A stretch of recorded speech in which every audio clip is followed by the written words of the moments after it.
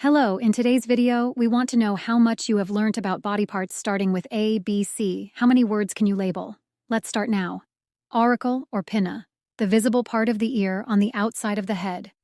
Arm, the upper limb extending from the shoulder to the hand. Ankle, the joint connecting the foot and the leg. Back, the rear surface of the human body from the shoulders to the hips. Beard, the facial hair that grows on the chin, cheeks, and jawline. Belly, the front part of the body between the chest and the pelvis, also known as the abdomen.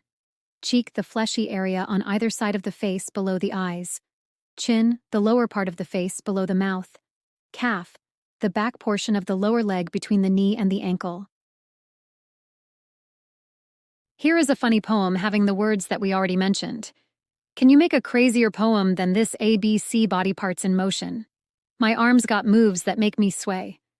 While my belly's bouncing in a playful way, my beard's so thick it hides my chin, and my cheeks got a smile.